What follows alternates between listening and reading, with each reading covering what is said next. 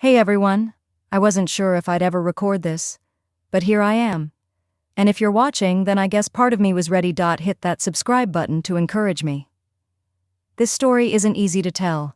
It's about family, lies, and a house full of secrets. And I need to start at the beginning. Or, at least where it began again. The day my mother died. They said it was an accident, that she slipped in the living room, broke her neck, and just died. They found her with a wine glass in her hand. But here's the thing. My mom didn't drink. She hated wine, said it gave her headaches. So right away something felt wrong. When I got the call, I hadn't been back to that house in years. I left for a reason. The memories, they weren't good. But for her, I came back. The Callaway Estate, our family home, is this big fancy place out in the hills. The kind of house that looks perfect from the outside. But inside, it's cold. Controlled. Like everything in it is just for show. The day of the funeral, I stood at the front steps, staring at the place like it might swallow me whole. My brother Adam was behind me, asking if I was coming in. My father didn't even say hello. Just gave me that same old fake smile he wears for the public. I felt like I was walking into a trap. That night I couldn't sleep. I kept thinking about Mom, the wine glass, her missing necklace, the look in her eyes the last time I saw her. Around 3 a.m, I got out of bed. I couldn't stay still. The house makes these noises at night, like it's breathing, like it's remembering. Something pulled me to her sewing room. That was her space. No one ever went in there. Everything was just how she left it, except for the sewing kit. It was open. That's not like her. I looked inside, and under some spools of thread, I found this folded piece of paper. It was a letter, unsent. And it was for her lawyer. She wrote, "If anything happens to me, I need you to act on the revised will I've enclosed. Do not trust Charles. He will try to destroy it. Mara is not unstable. She knows more than she lets on. Protect her." She named me. She wanted someone to protect me. That's when I knew I wasn't crazy. She didn't fall. Someone wanted her gone. And now I think they want me gone too. So if you're still with me, keep watching, because this is just the beginning. Thanks for staying with me. After I found that letter, everything changed. I couldn't stop thinking about it.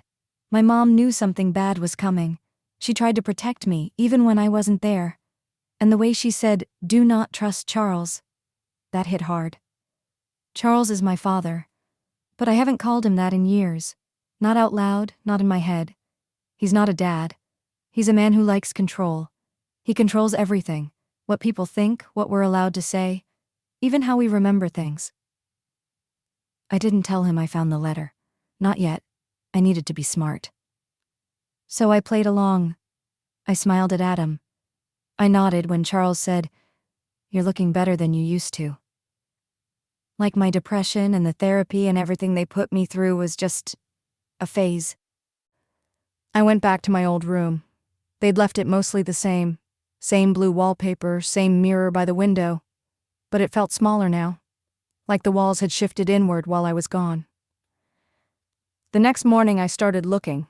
Quietly. I checked drawers, bookshelves, old boxes in the attic. I was searching for anything that backed up the letter. A will. A recording, notes, something. That's when I noticed the books. There were 3 volumes missing from the shelf in Mom's reading room. She had this full collection, her favorite author, and she always kept it perfect, lined up by date, never out of order. But now, volumes 3, 5, and 9, gone. I asked the housekeeper about it. She's new. Said they probably got moved during the cleanup. What cleanup? My mom didn't keep clutter, and if anything had been cleaned out, it wasn't by her. That same night, Adam knocked on my door. He brought me tea, said he was worried about me. He always had that smile like he's being sweet, but it's sharp around the edges. He asked if I was sleeping okay, if the house felt safe. Then he said, "You're not seeing things again, are you?" Again.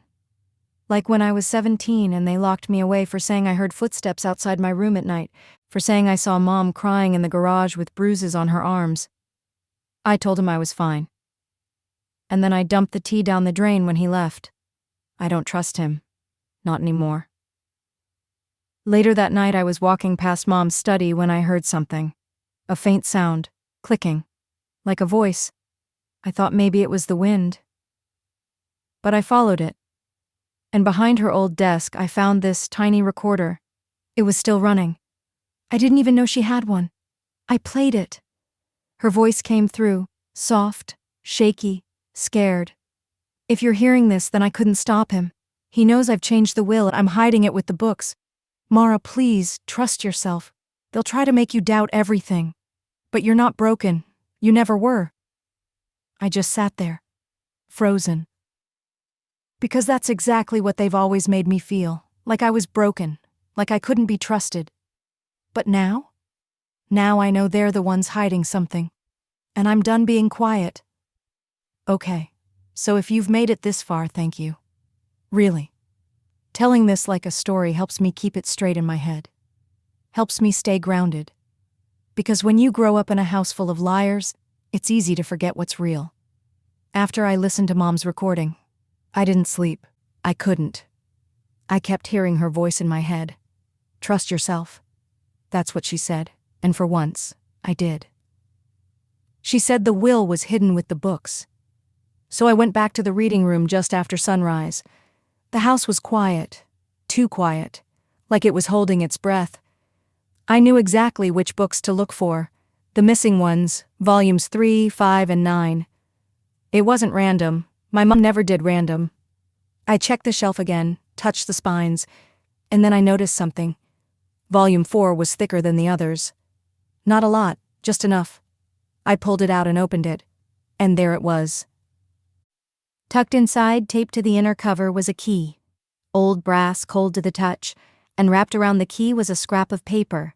Just one word written in her handwriting. Basement. Now let me explain something. The basement in our house, it's not like other basements. It's huge. Stone walls, iron door at the bottom, half the lights don't work. I used to think it was haunted as a kid, but now I know what it really is. A place where things get buried. I waited until night. I didn't want Charles or Adam seeing me. I crept down the back stairs, past the old pantry, and unlocked the basement door. It creaked open like something from a movie. Inside, it smelled like mildew and secrets. I used the flashlight on my phone to look around. Dusty boxes, an old table, broken furniture. And then, near the far wall, I found a small metal box. Locked. I used the key. It clicked open. And inside was another envelope. This one was thick, heavy. It had legal seals on it. It was labeled, Last Will and Testament Lillian Calloway, revised. My heart nearly stopped. She really did it. She changed the will. And it was real, official, stamped and signed. There was a note attached. Mara, if they've lied to you once, they'll lie again. Use this when the time is right, not before. Be careful who you trust. I sat there for a long time, just staring at it. I had proof now, but that also meant I was in real danger. Because if my father found out I had it, he'd do anything to keep it quiet. Even hurt me. So I put everything back in the box, locked it, and hid it in a spot only I would know. And then I waited. I needed to watch, to listen. To make them think I was still the weak little girl they thought they'd broken. But I wasn't. Not anymore. You ever smile so people stop asking if you're okay? That's what I did the next morning. I smiled at Charles over breakfast, smiled at Adam when he offered me coffee, smiled at the housekeeper when she asked if I'd slept all right. I lied with my teeth just like they do. Because now I knew something they didn't. I had the will, the real one, and I knew Mom had been scared for her life. But that smile? That was my armor. We sat around the breakfast table like one big happy family. Charles read the newspaper like he wasn't a monster. Adam scrolled on his phone like he wasn't hiding something. And me? I listened. People always tell you who they are if you stay quiet long enough. That's when Charles said something that made my skin crawl.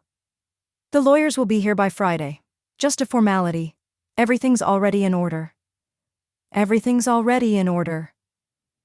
He was sure the will he had, the fake one, was the only one. The one where everything goes to him. The one where I'm written off as emotionally unstable. The one Mom never wanted. And that's when I realized I had to act fast.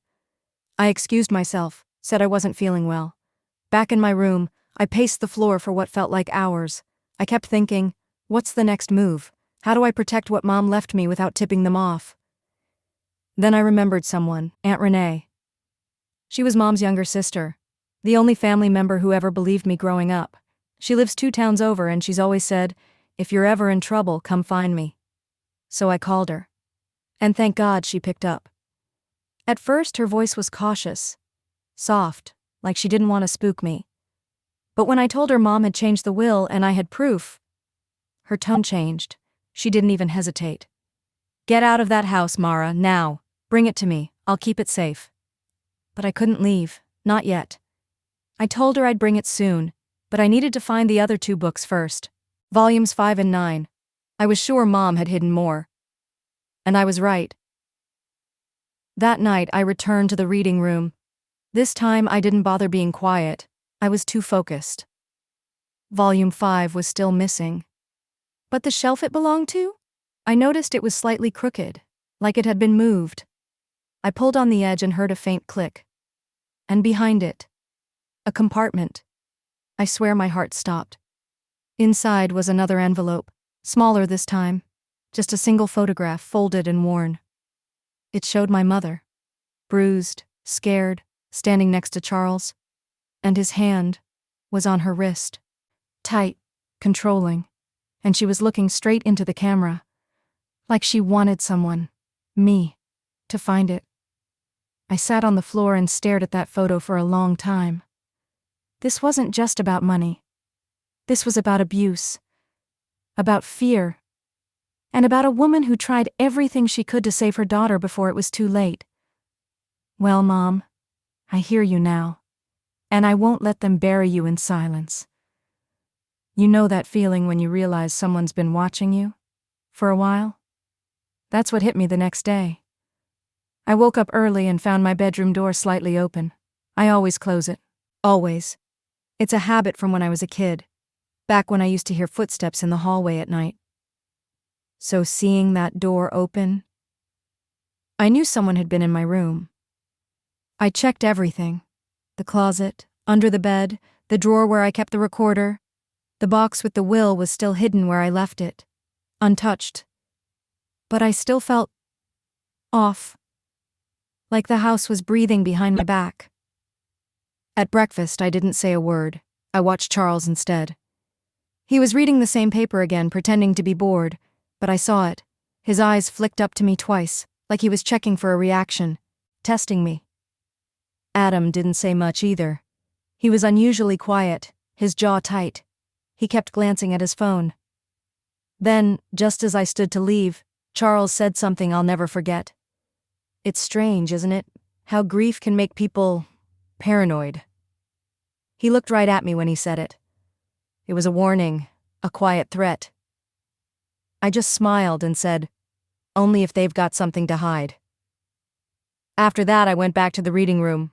I had 1 book left to find. Volume 9. I knew it had to be there, somewhere close. But the room was untouched, no signs of it. I was about to give up when I looked up, literally. There was a small gap between the top of the shelf and the ceiling trim, just enough space to hide something thin and flat. I climbed onto the armrest of Mom's old chair, reached up, and there it was.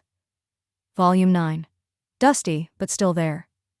Inside was a USB drive taped to the back cover, no label, just cold plastic and a whole lot of hope.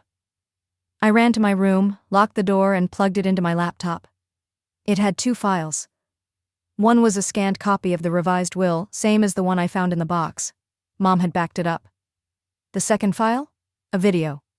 I clicked play. And there she was. My mother. Sitting in the sewing room, hands shaking, voice quiet but clear. If you're watching this, I didn't slip. I didn't fall. And if Charles tells you I did, he's lying. I was going to leave him. I had everything prepared. But if he found out, I knew I wouldn't make it out alive. She paused, looked straight into the camera. Mara, I'm sorry. I should have left sooner. For you. But now you have to finish this. I stopped the video.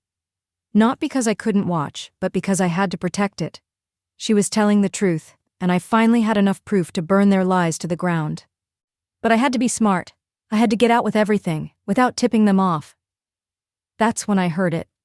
A knock. 3 slow knocks on my bedroom door. I didn't move.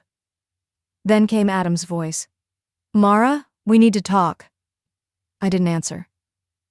I just unplugged the USB and slipped it into my pocket. Because if they were already listening, the time to run was closer than I thought. I couldn't even breathe when I heard Adam knock.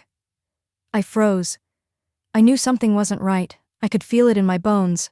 The walls, the door, even the air, everything was closing in. I didn't answer him. I just sat there, heart pounding in my throat, clutching the USB drive in my pocket like it was the only thing keeping me alive. And Adam didn't knock again. He didn't push the door open. He just walked away. I listened closely for his footsteps. He was moving fast, too fast, like he was in a hurry. Or maybe like he was trying to pretend he didn't know I was hiding something. Either way, I knew it was a warning. It was the kind of quiet move Charles would teach him. Keep it subtle. Keep me guessing. But I wasn't about to let them play me anymore. So, I made a plan. I had to get the evidence out of that house. I couldn't stay here, not with them watching every move I made. That night, I took the USB drive, the envelope with the will, and the photo. I stuffed them in the bottom of my bag, careful not to make a sound. I was just about to head out when I heard it. A door creaking. I froze. And then came the whispering. Quiet. Soft. Too soft to be real. It was coming from downstairs. I tiptoed to the edge of the staircase and peered down. I couldn't see anything, but I could hear them. Charles and Adam. They were in the study, talking in low voices, too low for me to make out. I needed to get out of there. Now. I grabbed my coat, tucked the bag under my arm, and started down the stairs as quietly as I could. I reached the front door and stopped. Something caught my eye. The security camera, the one by the door. I knew it had been on the entire time I'd been in the house. I hadn't thought to check it, but I did now. I quickly pulled out my phone, logged into the system, and, thank God, there was an option to delete footage. I erased everything from that day, the last few hours, just in case. When I opened the door, the cold air hit me like a slap. I didn't stop to look back. I just ran to my car and got in. The engine roared to life as I sped away, my heart racing as fast as my feet had been moving just moments ago. I drove straight to Aunt Renee's. She was waiting for me when I pulled into her driveway.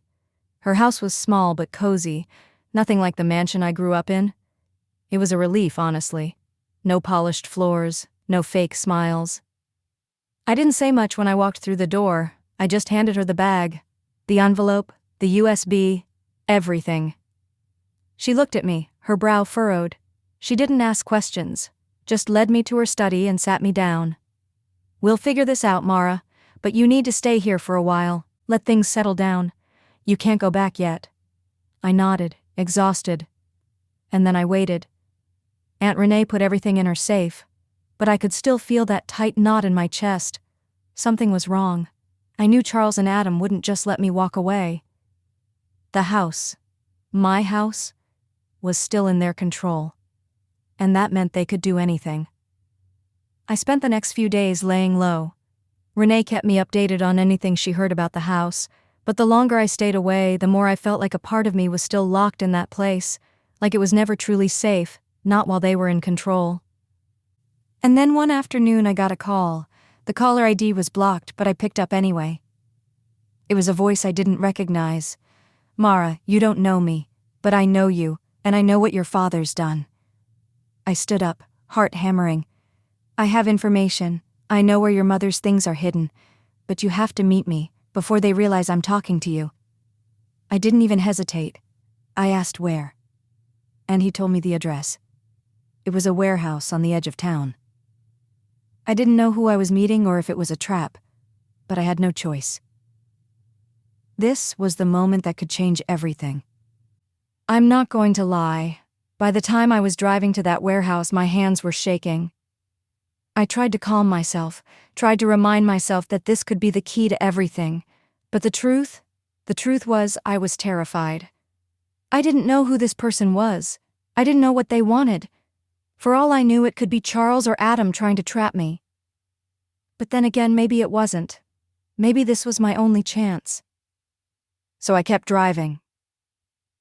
The warehouse was exactly as I expected.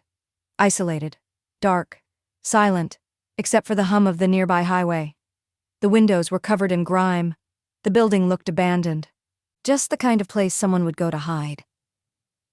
I parked a block away, took a deep breath, and walked toward it. As I got closer, I saw a shadow move by the door. The figure was tall, hunched, like they were trying to keep their profile hidden. I hesitated for a second, but then I approached. My footsteps were the only thing breaking the silence. When I reached the door, the figure stepped forward and gestured for me to come in. It was a man, mid-40s, scruffy beard, wearing a leather jacket. He looked nervous, like he was afraid someone would see him. But his eyes, they were full of something else, something cold, like he had a story to tell but wasn't sure if he could trust me. "You came." His voice was gravelly, unsure. "I thought you wouldn't." I didn't speak, I just nodded. He led me inside. The warehouse was as empty as it looked from the outside, just dusty floors and the occasional wooden crate. But there was something unsettling about the emptiness, like it was waiting for something to happen. We stopped in the middle of the room. "I don't have much time," he said, glancing nervously over his shoulder, "but I can help you." "Help me with what?" I asked, trying to keep my voice steady. He took a step closer, his breath quickening. "Your father. I know what he's been doing. What he did to your mom. I've been watching him for a while." My stomach dropped. "Watching him?" He continued. "I worked with your father years ago. When he first started building his empire, I was one of his associates. But when I realized what he was capable of, I got out, before it was too late. I didn't know if I should believe him. I didn't know if I could." "So why help me?" I asked, my voice tight. He took a deep breath, his eyes flicking nervously around again. "Because your mother, she knew too much. She was going to expose him. But she didn't just want to bring him down. She wanted to protect you. She wanted to make sure you got what was yours. The only way she could do that was to make sure you had the evidence, Mara. She couldn't risk him finding out before she was gone." My pulse raced. "The evidence?" He nodded slowly. "The will, and everything that goes with it. Your father's not just after the money. He's hiding something worse, something he doesn't want anyone to know about, something that could ruin him." I could feel my body go cold. "What is it? What's he hiding?" But before he could answer, there was a sound. A car door. The faintest echo of tires on gravel. Someone was coming. The man grabbed my arm and pulled me deeper into the warehouse, into a back room I hadn't noticed before. It was smaller, with barely any light. He shoved me inside and whispered urgently, "Get down, now." I didn't hesitate. I dropped to the floor, holding my breath. The sound of footsteps grew louder. They were here. Whoever they were right outside. I looked up at the man who was now crouched beside me. His face was pale, sweat beading on his forehead. I felt my heart hammering in my chest. But then the door opened. And I could hear their voices. I'm not going to sugarcoat this. The moment the door creaked open, I thought I was done for. I could hear two voices now, low, clipped, like they were in a hurry. But they weren't shouting or even arguing. No, they were speaking in that quiet, controlled tone that sent chills down my spine. It was Charles. and Adam. I held my breath. Every muscle in my body tensed, ready to bolt if they got any closer. They walked past the room we were hiding in. I couldn't see them, but I could hear their footsteps on the concrete floor. The soft shuffle of shoes, the clink of metal, probably a gun, or something just as dangerous. I glanced at the man next to me. His face was tight, full of fear. He didn't look like he was prepared for this. He looked like he was caught up in something much bigger than he could handle. "Don't make a sound," he whispered, his breath shallow. I nodded, barely daring to move. Every muscle in my body screamed to run, but I knew I had to stay still. I couldn't risk them hearing me. Not now. The footsteps stopped. Dead silence. I could feel my heart pounding in my chest. "Please, please keep walking." I could hear Charles's voice clear as day through the walls. "You're sure no one saw her leave?" His voice was low, barely above a whisper. "I'm sure," Adam replied. "She's not stupid enough to risk getting caught, but we need to find her. Fast." I felt a chill creep down my spine. They were looking for me. Charles's next words made my blood run cold. "She's got something. I don't know what it is, but it's important." I clenched my fists. How does he know? How much does he know? I had no idea how long they stood there, but every second felt like an eternity.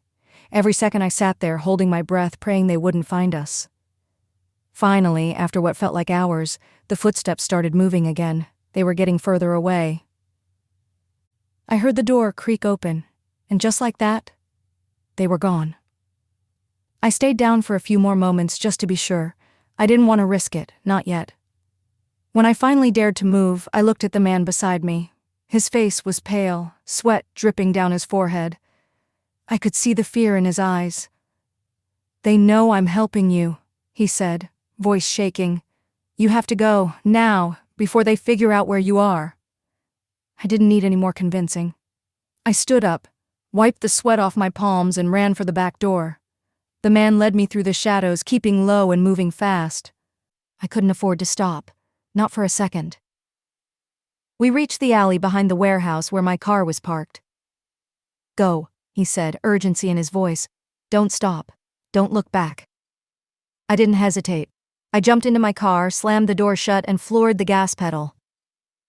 The engine roared to life, and I sped off into the night, my heart still pounding in my chest. As I drove, I couldn't shake the feeling that this wasn't over. That this was only the beginning. Charles and Adam weren't going to stop looking for me. They were relentless, and now they knew I had the evidence. Now they knew I wasn't as helpless as they thought. But I wasn't going to let them win. Not this time. I was done being scared. I couldn't stop shaking when I finally made it back to Aunt Renee's house. I parked in the driveway, but I didn't even bother to turn off the engine. The adrenaline still had me in a chokehold. I didn't know how close I was to being caught. I didn't know how much Charles and Adam were willing to do to get their hands on what I had.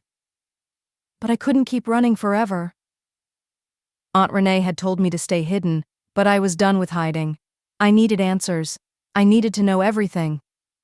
As I walked into her house, I felt like there was no turning back. Renee was sitting at her kitchen table, sipping a cup of tea, looking like she didn't have a care in the world. But when she saw me, her face dropped. "Mara," she said, standing up. "What happened? Are you okay?" I didn't waste time. I pulled the envelope out of my bag and dropped it onto the table. The envelope with the will, the photo, and the USB. Renee froze when she saw it. I didn't wait for her to ask. I started talking, telling her everything.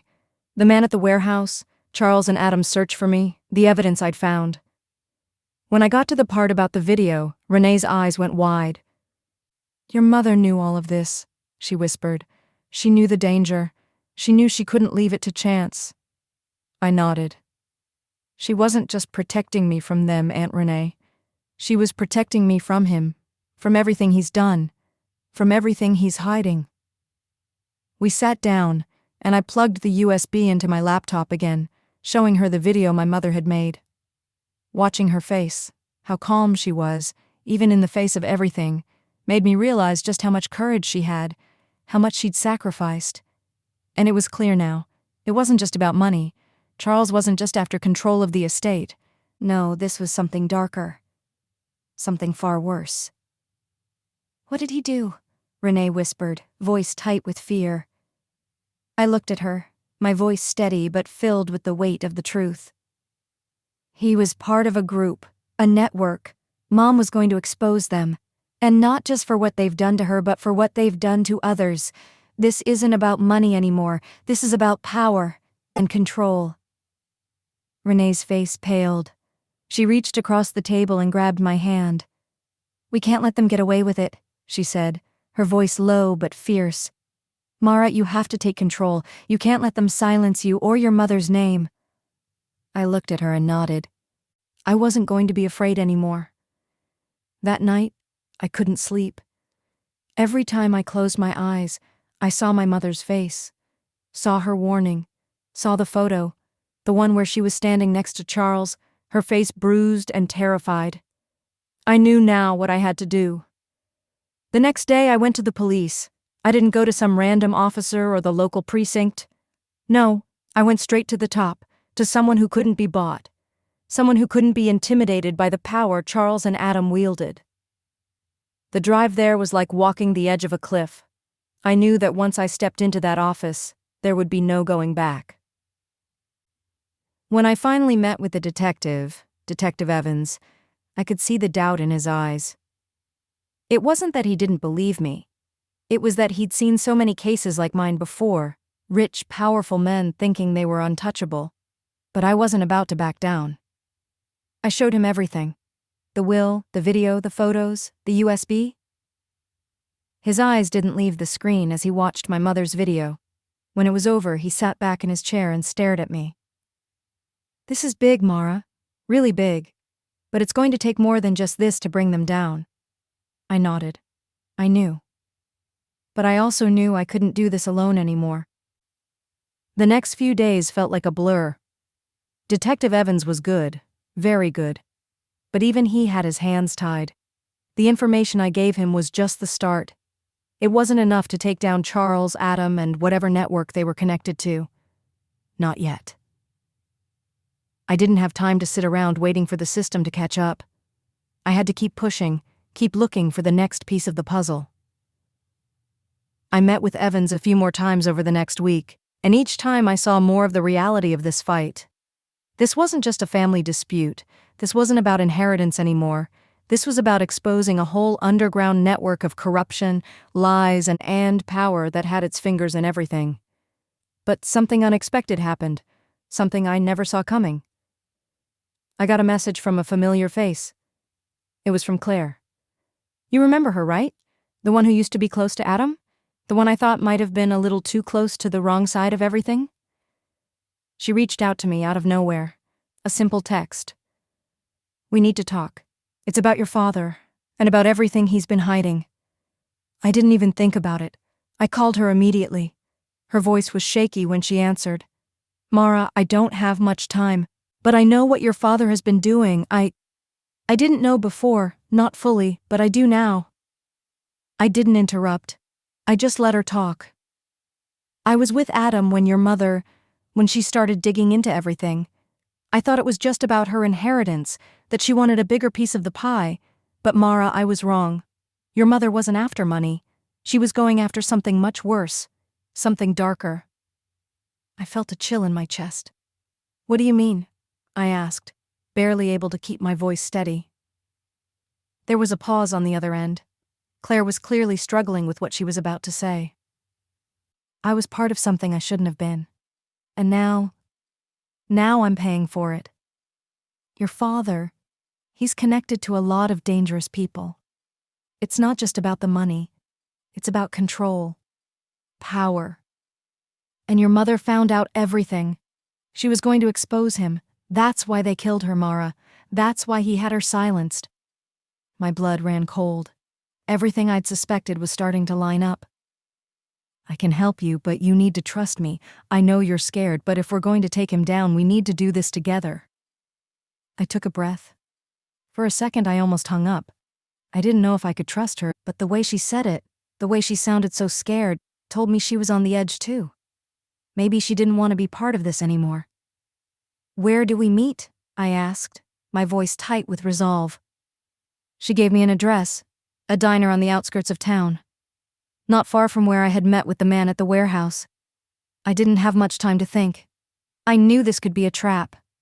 I knew I could be walking right into their hands. But I also knew that if I didn't go, I might never get another chance. The diner was empty when I arrived. The lights flickered, casting long shadows across the booths. The air was thick with the smell of old coffee and grease. No one else was there except for a couple of truck drivers at the far end. I sat down in the corner booth, as far away from the door as possible. My hands were still trembling. I hadn't felt this exposed in a long time. Claire arrived about 15 minutes later. She looked different. Her face was pale and there was a nervous energy about her, like she was being hunted, and I wasn't sure who the hunter was. She slid into the booth across from me, glancing around before locking eyes with me. "I'm sorry, Mara. I didn't want to be part of any of this. But it's too late to back out now." I leaned forward. "Tell me everything." She nodded, her voice low. "Your father's involved in some very dangerous dealings. It's not just illegal businesses or shady investments. He's connected to people who have done things, terrible things, to get their way. And if they find out I'm talking to you, they'll come after both of us." She took a deep breath before continuing. "Your mother had been keeping track of everything, Mara. She had everything, documents, files, everything your father didn't want anyone to see. She was going to take him down, but they made sure she didn't get the chance." I swallowed hard. "How do you know all of this?" Claire leaned back in her seat, her eyes glancing nervously at the door. "Because I was helping him. I was helping your father hide things, but now I can't live with it anymore. You need to know this. Your mother didn't just try to leave him. She tried to expose him, and the only way he could stop her was by silencing her." My world tilted. I felt the weight of her words sink in.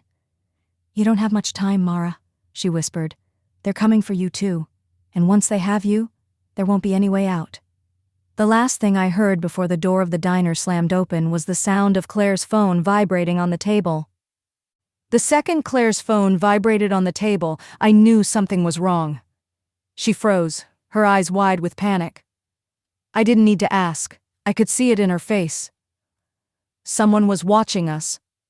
The diner door slammed open again, and I saw a man step inside. He was tall, broad-shouldered, wearing a black leather jacket, his eyes scanning the room with a cold precision that sent a shiver down my spine. It was one of Charles's men. I could feel my heart rate spike, my body tense. I didn't have much time. I knew I had to act fast, but I couldn't leave Claire behind, not after everything she'd just told me. I glanced around quickly. There was only one exit, and it was too far to reach without being seen. The man was coming our way, taking slow, deliberate steps. "Claire," I whispered, my voice tight. "We need to get out of here. Now." She didn't move. I grabbed her arm and pulled her toward the back exit, but as soon as we stood, the man's voice rang out behind us. "You're not going anywhere." I didn't stop. I couldn't, not when I was this close to the truth. We pushed through the back door, and I was met with the stench of old trash and the clatter of cans being knocked over. The alley was narrow, dark, and poorly lit, but I didn't care. I could hear footsteps behind us, closing in fast. "Run!" I shouted, pulling Claire along with me. We ran down the alley, but I could already hear the sound of more footsteps.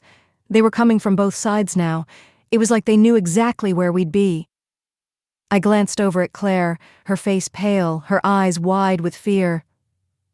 "Where do we go?" she asked, her voice trembling. I didn't have an answer. I didn't know where we could hide. But I knew one thing for sure. We couldn't let them catch us. Not now. Not after everything she'd just told me. We turned a corner and sprinted down another alley. I could see the street ahead, but I knew it wouldn't be enough. Not unless we could lose them. I grabbed Claire's hand and pulled her toward an old, run-down building that looked like it hadn't been used in years. "We'll hide in here," I said, my voice desperate.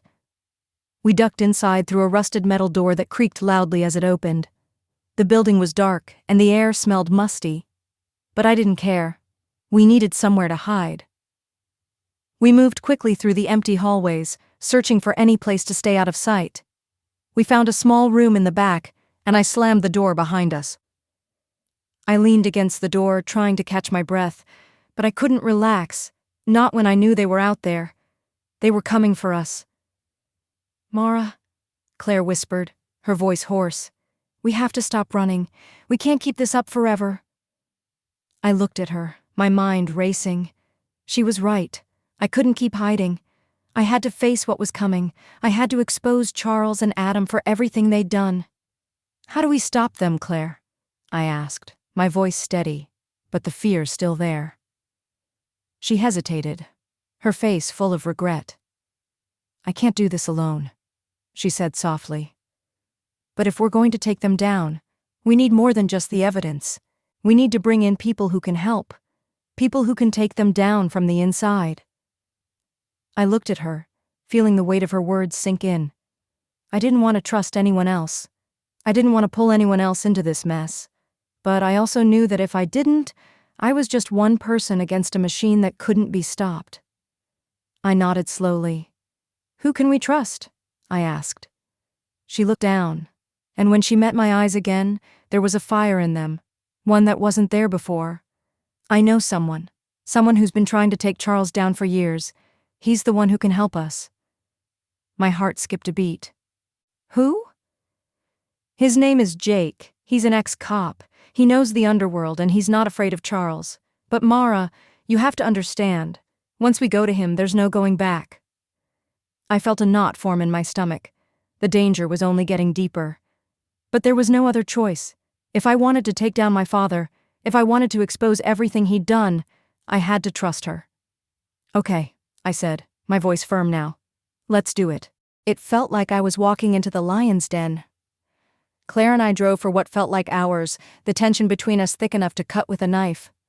The plan was simple. Meet Jake, get the information we needed, and get out. But I knew better than to think it would be that easy. Nothing ever was. We pulled up to a run-down warehouse on the edge of town. The area was deserted, save for a few rusty cars and scattered debris. The last place I'd want to be on a dark night like this. I glanced over at Claire. She was looking at the building, her eyes narrowed, her hand gripping the seat. "You okay?" I asked. She didn't look at me. She just nodded slowly. "I'm fine. Just, let's get this over with." I wasn't sure if she was trying to convince me or herself, but I didn't say anything. Instead, I opened the door and stepped out into the cold night air. The gravel crunched under my feet as I walked toward the warehouse.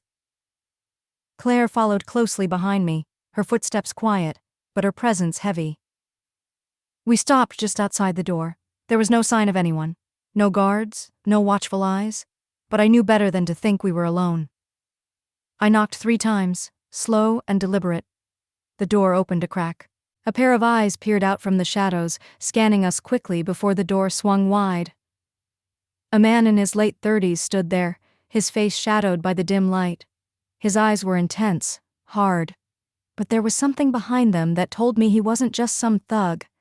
He was someone who knew the game, someone who played it well. "Mara," he said, his voice low and gravelly. "I'm Jake." I nodded, trying not to let the fear show. "You're the one who can help us take down Charles."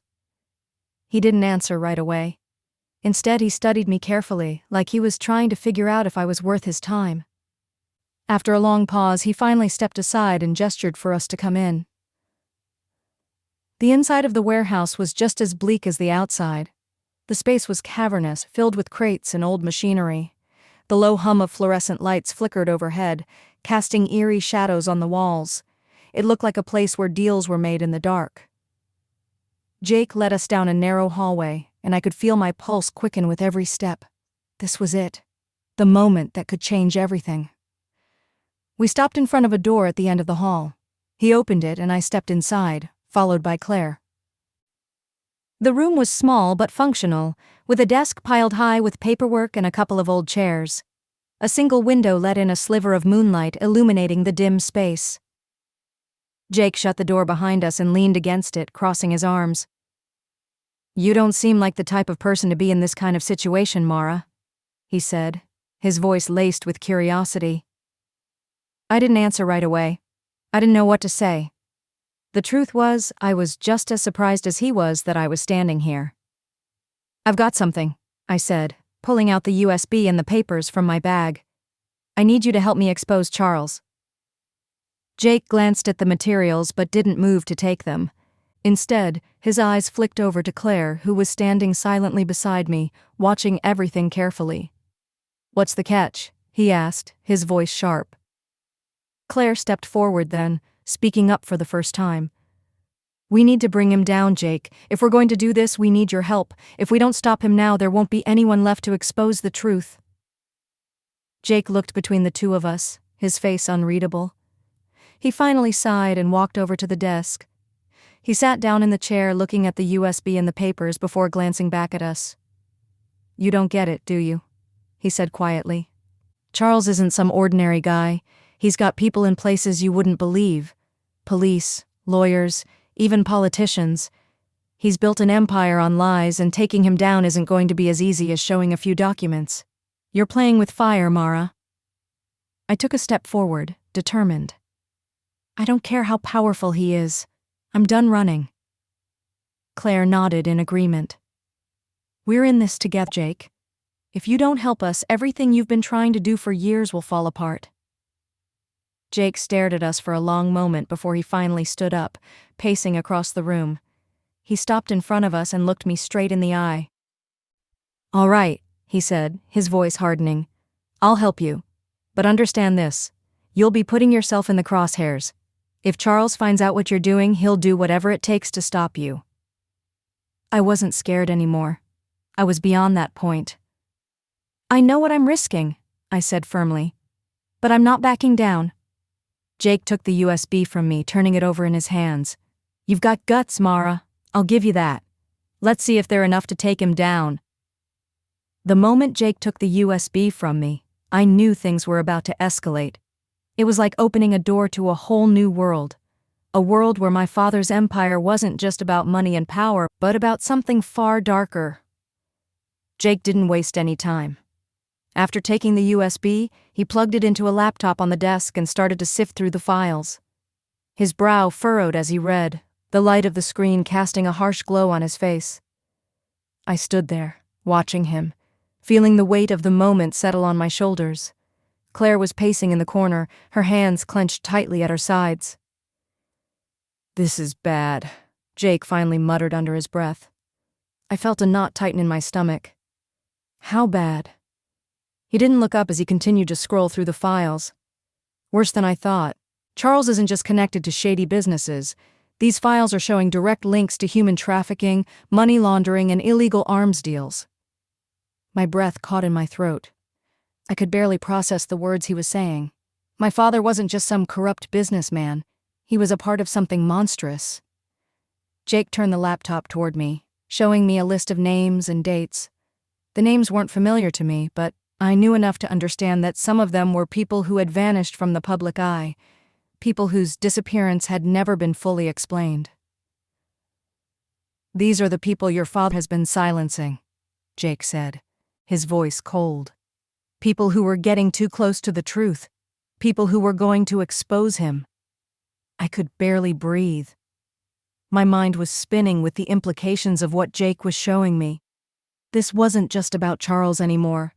This was about a network of corruption that reached far beyond anything I'd ever imagined. I looked over at Claire, who had stopped pacing. Her face was pale, and there was a look in her eyes that I couldn't quite place.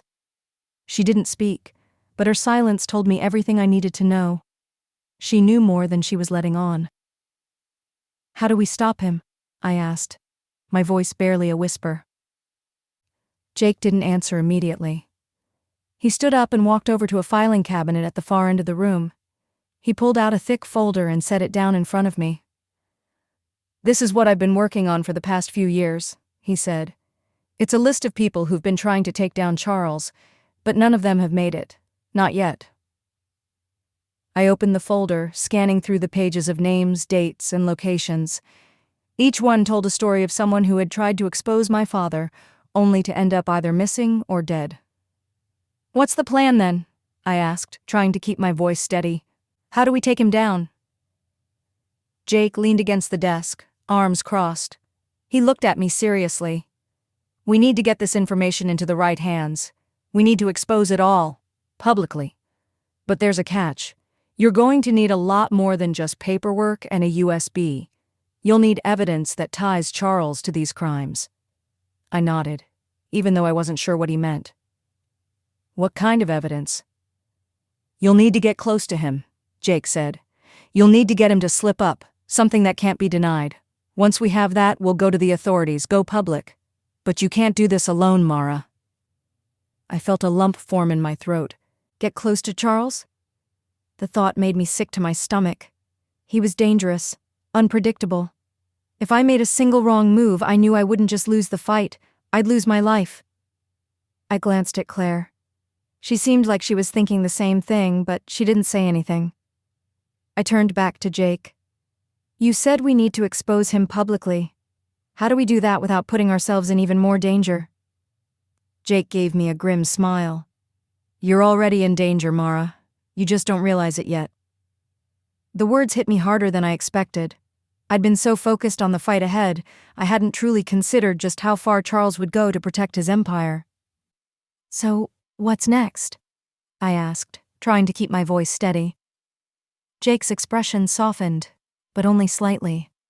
He grabbed a piece of paper from the desk and scribbled an address on it. "This is where Charles has been keeping some of his more sensitive files. It's not far from here. I'll get you in, but once you're inside, it's all on you. You'll have to get what we need. No mistakes." My heart pounded in my chest. There was no turning back now. I glanced at Claire, who finally spoke. "Are you sure about this?" she asked. If either of you get caught, this is over. Everything we've been working for will fall apart." I looked at the paper Jake had given me, then back at Claire. I could feel the weight of her words, but I knew there was no other choice. I had to see this through. For my mother. For everything she'd lost. "I'm ready," I said, my voice firmer than I felt. "Let's go."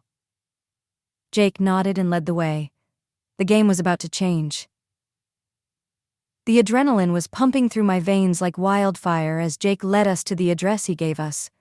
The warehouse was just a cover. What we were about to do, sneaking into the heart of Charles's empire, was something that felt so dangerous, so final, I could barely wrap my mind around it. But the longer I thought about it, the more it felt like there was no choice. It was either this or never know the truth. Jake parked the car a few blocks away, and we made the rest of the journey on foot, moving swiftly but quietly. It was late, and the streets were almost empty, save for the occasional passing car or shadow that made me feel like someone was always watching. We arrived at an unmarked, nondescript building, located in an area so remote I knew no one would hear us if we screamed. Jake didn't say much as he approached a small security panel on the side of the building. His fingers worked quickly, typing in a code that he must have memorized, before the door clicked open with a soft hiss. He motioned for us to follow. We stepped inside, and the first thing I noticed was the cold. It was a stark contrast to the warm air outside, but it wasn't the chill that made me shiver. It was the sense that we were walking into something far bigger than we could handle. Jake led us down a hallway, stopping in front of a steel door. Without hesitation, he punched in another code, and the door swung open to reveal a room full of monitors and equipment. It looked like something out of a spy movie, a place where people disappeared into the shadows and never came back. "This is it," Jake said, his voice low. "This is where it all happens." I looked around, my mind racing. If this place was where Charles kept his most sensitive files, then we were standing in the belly of the beast. Everything I'd been working for, everything I'd sacrificed, had led me here. We stepped inside, and the door shut quietly behind us, leaving us in a room that was eerily quiet except for the hum of machines. I could feel my heart thudding in my chest. It was like a ticking clock, reminding me of how little time we had. Jake walked over to a console and started typing. The monitor lit up, revealing a list of encrypted files and folders. "These are the files I need," he said, pointing to the screen. "Everything you need to know about Charles's network is in here. You'll find connections to all his businesses, the people he's worked with, and—" He stopped mid-sentence, his eyes narrowing as he scanned the screen. "What's wrong?" Claire asked, her voice tense. Jake didn't answer at first. He continued to type rapidly, opening different files and checking their contents. Then, after what felt like an eternity, he finally spoke. "There's a problem," he said, his voice thick with uncertainty. "The files are locked. I can't get in without triggering a security breach." My stomach dropped. I'd known things wouldn't be easy, but I hadn't expected this kind of complication. "What does that mean?" I asked. "It means," Jake said, turning toward us, his expression grim, "that Charles has set up a failsafe. If I try to access these files without the proper clearance, the system will send an alert, and we'll be found." I felt the weight of his words sink in. If we didn't find another way, all this effort, all the risks, would be for nothing. Claire stepped forward. "Can you hack into it?" Jake's eyes flicked over to her. "I can try, but it's going to take time, and time isn't something we have right now. If I fail, we'll be walking right into a trap." I felt a surge of panic. "How much time?" "Maybe 15 minutes, he said. "But there's no guarantee." I glanced at Claire, and she looked just as unsure as I felt. But we couldn't afford to hesitate. We were too close. "Do it," I said, my voice firm despite the fear creeping up inside me. Jake didn't hesitate. He went to work, typing furiously, his eyes flicking back and forth between the screen and the codes he was entering. The seconds ticked by like hours, and I couldn't help but feel the weight of every passing moment. If we got caught, if this failed, we wouldn't be able to fix it. Claire and I stood silently, waiting, but I could feel the tension between us, a bond forged in the heat of this impossible situation. We were in this together, and there was no turning back. Finally, after what felt like a lifetime, Jake leaned back in his chair with a relieved sigh. "I'm in," he said. I let out a breath I didn't realize I'd been holding. "Good. Now let's get what we came for."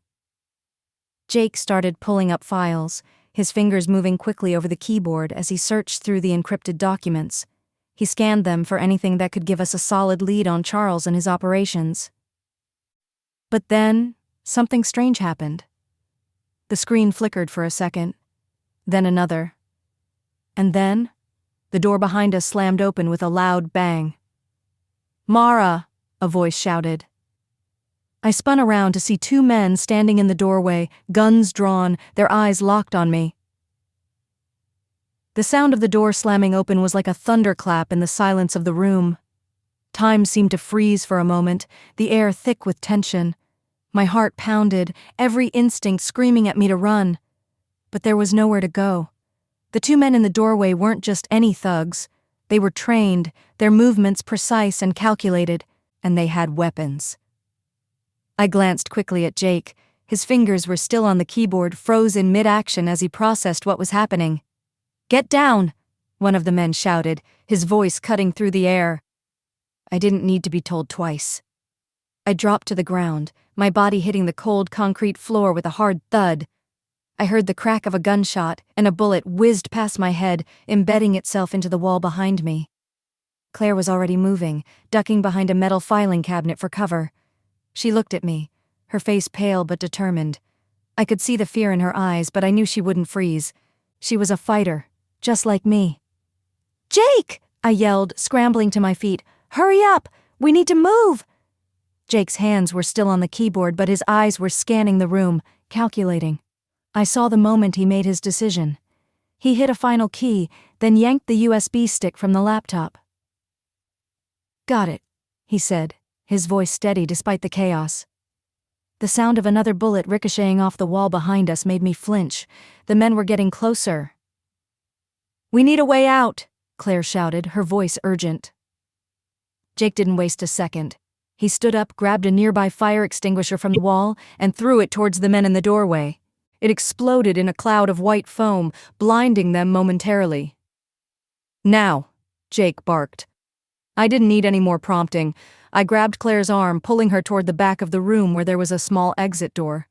Jake was already ahead of us, his movements swift as he led the way. The men were still recovering, the foam beginning to clear from their vision. We ran, our footsteps echoing through the narrow corridor, the sound of pursuit close behind us. We turned a corner, and there, just ahead, was a stairwell leading down into what looked like a basement. We could hear the footsteps of the men closing in. "Keep going," Jake urged. We descended into the darkness, the steps creaking beneath our feet. It was tight, cramped, and claustrophobic. But it was our only chance. I glanced over my shoulder, my breath ragged, but there was no sign of the men yet. At the bottom of the stairs, Jake swung open a door, revealing a small, dimly lit room. There was a large, rusted metal door on the opposite wall, marked with a sign that said, "Emergency Exit." "This way," Jake said, urgency in his voice. We pushed the door open, stepping into the cool, damp night air. The sound of sirens in the distance reminded me just how much danger we were in. We didn't stop to look around. We ran across the parking lot, jumping into a car that Jake had parked nearby. Claire was already in the passenger seat, and I threw myself into the back. Jake slammed the door shut, his hands already on the wheel, and the engine roared to life. "Go!" Claire screamed. Jake didn't need any more encouragement. He floored the gas pedal, and we sped off into the night, the flashing lights of the sirens growing fainter behind us. My pulse was still racing as we weaved through the empty streets, the adrenaline surging through my veins. I could feel the tension in the car, the weight of what had just happened pressing down on us. We had barely escaped. But we had what we came for. I turned to Jake, trying to catch my breath. "What now?" I asked, my voice shaky. Jake didn't answer right away. His hands were still gripping the wheel, his eyes focused on the road ahead. But after a moment he spoke, his voice low but firm. "We keep going. We have the evidence. Now we expose him." It's hard to explain what it feels like to be this close to the truth, to have everything you fought for suddenly in your hands. But with the files in our possession, I knew there was no going back. The evidence we had was everything, the key to finally bringing my father's empire to its knees. But even as I held on to that USB, the fear started to set in. We were running out of time. Charles wouldn't rest until we were dead or silenced. I could feel it in my bones. He knew we were coming for him, and he wouldn't make the same mistake twice. We drove in silence for a long time. I couldn't help but glance at the rearview mirror every few seconds, half expecting to see headlights trailing us. But nothing. The night was still. Too still. I wondered if that meant Charles had already sent people after us. Or worse, if he was waiting for us to make the first move. Jake finally broke the silence, his voice low but resolute. "We need to go public with this," he said. "We can't waste time. The longer we wait, the more dangerous this becomes. Charles has connections everywhere." I looked out the window, the city lights flashing by in a blur. "How?" I asked. "We don't have anyone we can trust." Jake's jaw tightened. "There's a journalist I know, someone who's been digging into Charles's businesses for years. I can get in touch with him." I felt a flicker of hope. "You think he'll believe us?" Jake nodded slowly. "He has to." As we pulled into a small, hidden parking lot behind a nondescript building, I felt the weight of the decision bearing down on me. This was it. If we took the next step, there was no going back. Once the truth was out, everything would change. Our lives, the lives of everyone involved. There would be no hiding from Charles. I glanced at Claire, who had been silent up until now. Her face was set, eyes narrowed in thought, and I could tell she was wrestling with her own fears. "Are you sure about this?" she asked, her voice tight. "If we go public, there's no coming back from it. This could destroy everything." I knew what she meant. There was a part of me that feared what might happen next, but I couldn't back down now. The people who had suffered because of Charles's greed, the lives he had ruined, they deserved to know the truth. "We're not going back," I said, my voice steady. "We're going to expose him. This ends now." Jake parked the car and we stepped out, the cold night air biting at our skin. He led us through the back entrance of a building that looked like it had seen better days. The walls were old, the lights flickering above us as we made our way inside. We entered a small, dimly lit office. A man sat at a desk, his back to us, typing away at a computer. He didn't look up as we walked in, but Jake didn't hesitate. He walked straight up to the desk and set the USB stick down in front of the man. "This is it," Jake said, his voice urgent. "This is the evidence we talked about. Charles is going down, but we need your help to make it happen." The man, whose name was Thomas, turned around slowly. He was older, his face lined with age and exhaustion, but there was a sharpness in his eyes that made me believe he was the right person for this job. "You're sure about this?" Thomas asked, his voice cautious. "Once this gets out, there's no stopping it. It'll be everywhere. Charles won't be able to hide anymore." I looked at Jake, then at Claire. The decision had already been made. There was no turning back. "We're sure," I said. Thomas studied the USB stick for a moment before reaching for it. He plugged it into his computer and the screen lit up with the files Jake had accessed earlier. Thomas's eyes scanned the documents quickly, and I could see the disbelief growing in his expression.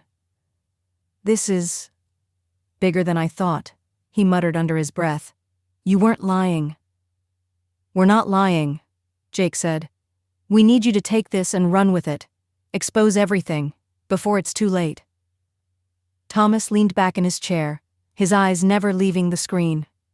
"I can do that. But you need to understand something. Charles won't go down without a fight. He has people everywhere. The second this goes public, he'll come after you, and anyone connected to you. Are you ready for that?" I thought about my family, about everything that had led me here. The lies, the betrayal, the pain. I thought about my mother and the way she had suffered in silence for so long. No matter what Charles did, no matter how dangerous it became, I couldn't back down now. "I'm ready," I said, my voice steady. "We're ready." Thomas nodded. "All right, I'll get to work. But you need to disappear for a while. You'll be a target the moment this hits the press." I felt a chill run through me. I knew he was right. Once the story broke, we would be at the center of a storm we couldn't control. But it didn't matter. We had to expose the truth, no matter the cost. It's funny how quickly everything can change. One moment you think you have a grip on things, and the next, the ground beneath you gives way. That night when we left Thomas's office, I thought we were done. I thought that with the evidence in the right hands, we could finally bring Charles to justice. But nothing in my life had ever been that simple. The days that followed felt like they stretched on forever. We stayed in hiding, watching from the shadows as the story Thomas had promised us slowly started to take shape. The news reports came in waves. Investigations into Charles's businesses, connections to politicians, corporate fraud, and money laundering. At first it felt like victory. We had done it. But then, the cracks started to appear.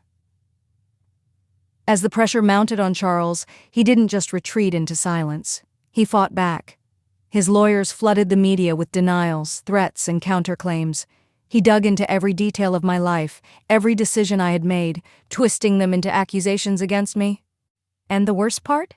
The more I dug into the files we had, the more I realized that everything I thought I knew about my father was a lie. I had seen his businesses, his criminal operations through the lens of betrayal. But the deeper I went, the more I began to see how personal it really was. Charles didn't just steal money or manipulate people for power. He used those he cared about to build his empire. I was one of those people. It wasn't until I started going through the records Thomas had helped me access that I found the connection I'd been dreading. There, buried in the back of a folder labeled Personal, was a set of documents I couldn't ignore. They were about my mother. I had always known Charles was controlling, but this was different. These documents detailed a series of investments and business dealings Charles had arranged under my mother's name, using her as a front to funnel illegal money through his network. There were fake accounts, shell companies, and a hidden web of transactions all tied back to her, things I couldn't possibly understand at first glance. But the more I read, the clearer it became. My mother had been complicit. She wasn't just the innocent victim I had always believed her to be. She was part of the game.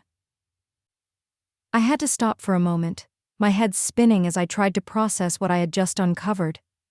The woman I had spent my whole life protecting, the woman who had kept me in the dark about so much, had known about Charles's crimes all along. I felt sick. I knew I couldn't go to her, not yet, not with this. But I couldn't keep this to myself either. I needed answers, and I needed them now. Claire was the first person I turned to. She had always been there for me, and this time was no different. "I found something," I said, my voice tight as I handed her the folder. She glanced through it quickly, her face growing darker with each page she turned. "This isn't just about your father," she said quietly, her voice a mix of disbelief and concern. It's your mother too. She was involved in all of it." I nodded, feeling a knot tighten in my stomach. It wasn't just the betrayal of my father anymore. It was my whole family. The lies ran deeper than I had ever imagined. But Claire wasn't done. She flipped a few more pages and froze. "Mara, look at this," she said, pointing to a document near the end. It was a letter, and when I read it, my blood ran cold. It was addressed to my mother, written by someone I didn't recognize, a name that was buried under layers of black ink, but one word stood out: betrayal. The letter was dated just a year before my mother had died. It was a warning, a threat. The person, someone I knew was deeply involved in Charles's operations, was demanding she continue her role in the family's illegal dealings, or they would expose her. "Your mother," Claire whispered, looking up at me with wide eyes. She was being blackmailed. I felt the ground beneath me shift again. My mother hadn't just been complicit. She had been trapped. But by who? Who had forced her into this life, and how deep did it go? I wanted to scream, to cry, to do anything to get rid of the sick feeling that had taken hold of me, but there was no time for that. The truth had already begun to surface, and there was no turning back now. We had to keep pushing forward. The more I uncovered, the closer I came to the real story, the real game, and I knew I couldn't let it end like this, not without taking down everything Charles had built. But I needed answers I wasn't sure I was ready to hear. I wish I could say I had all the answers by now, that I understood everything. But the deeper I went into Charles's world, the more I realized how much I didn't know. Every new revelation seemed to raise more questions than it answered. It was clear now that my mother had been more than just a pawn in Charles's game. She had been the linchpin, someone who had kept the whole operation running smoothly, at least for a time. The blackmail, the lies. It was all too much for me to absorb in one sitting. But I couldn't stop now. I had to finish what we started. Claire and I sat in a small, dingy apartment late into the night, going over the new documents I had uncovered. Jake was with us too, though his eyes were tired and his hand was nervously tapping on the table. The weight of everything was starting to show on him too. We had been running, hiding, working in the shadows for so long, and the pressure was beginning to build. "What do we do now?" Claire asked, breaking the silence. "This is bigger than we thought. We can't just expose Charles anymore. If we do, everything comes crashing down, not just on him, but on your whole family." I looked at her, my mind racing. She was right. Everything was intertwined. Exposing Charles meant exposing my entire life. It meant facing my mother's role in his empire, and facing the truth about my family, which was now my enemy. But I couldn't back down. "We have to finish it," I said, my voice more certain than I felt. "We go after the heart of his operation. If we destroy that, everything else will crumble with it." Jake spoke up, his voice low but clear. And what exactly does that mean? I didn't have a concrete answer. I wasn't sure what it meant yet, but I had one idea, a risky one. I needed to find out everything I could about Charles's business partners, the people who had helped him build his empire, the ones who were pulling the strings behind the scenes. I wasn't going to take down just Charles. I was going to take down everyone who had helped him. "There's a gala in a few days," I said, looking at Claire and Jake. "Charles and his people will be there. It's a high society event, perfect for hiding in plain sight. I need to get close. I need to find out who else is involved in all of this." Claire stared at me, her eyebrows furrowed. "You want us to go to that gala? With everything that's going on? You're asking for trouble." I knew she was right. It was dangerous. Too dangerous. But I couldn't think of another way to get the answers we needed. This was our chance. If I could slip inside unnoticed, I might be able to find a way to get to Charles's inner circle. "I'm doing it," I said firmly. "We're doing it.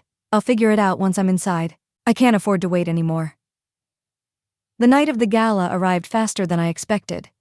The city was alive with lights, the streets buzzing with expensive cars and designer dresses. But inside me, there was only one thing: fear. I had done dangerous things before, but this felt different. This wasn't just about survival anymore. It was about revenge, and I wasn't sure if I could live with the consequences of it. Jake and Claire stayed in the background, monitoring everything from a distance.